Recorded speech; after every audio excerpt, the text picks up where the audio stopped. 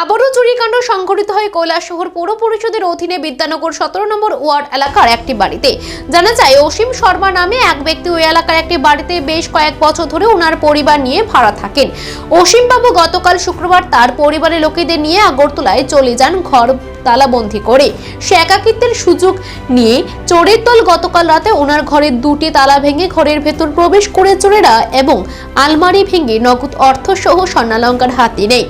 আজ শনিবার সকালে অসীম শর্মা বাড়িতে ফিরে পরিবারকে সাথে নিয়ে এসে দেখতে পান যে ঘরের দরজা খোলা। এরপর ওনারা ঘরের ভেতর প্রবেশ করে দেখতে পান জিনিসপত্র সব লন্ডভন্ড করে রাখা। ওনাদের তখন আর বুঝতে অসুবিধা হয়নি যে ওনাদের ঘরে হাত সাফাই করেছে চোরের দল। ঘটনা তদন্ত করছে কৈলাসহর থানার পুলিশ।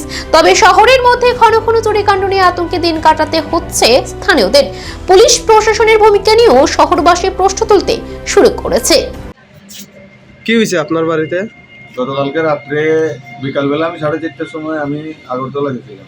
আগরতলাতে আইতে আইতে বিকাল সন্ধ্যা ভোর 5টা হয়ে গেছে। আইয়া বাড়ির ঘরে দেখি আমার ঘরের তালা ভাঙা, দুটা তালা ভাঙা, পাশের ঘরে একজন আছে তান ঘরেরও তালা ভাঙা।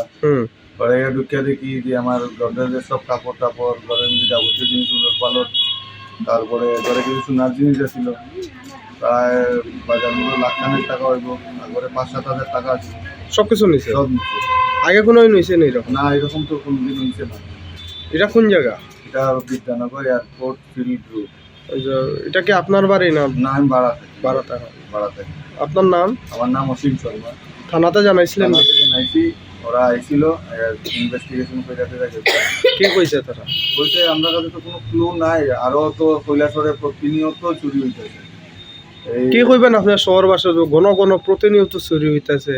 কি করার আছে, সবাই সতর্ক থাকা, মানে কিছু করার নাই। যার যায় এ তো বুঝে কি অবস্থা, তার মনের অবস্থা কিরকম। আমিও সেই রকম ইয়ে করতেছি। কালকে যখন চুরি হয় তখন ঘরে কেউ আসলো না, না? ঘরে কেউ আসিনি। তালা ভাঙছে? তালা ভাঙছে, দুটো লাইটও বাইরে জ্বালানো ছিল। এরপরেও যে কিভাবে লাইটটা ভাঙছে, এই যে তালাটা ভাঙছে বুঝতেই পারছি।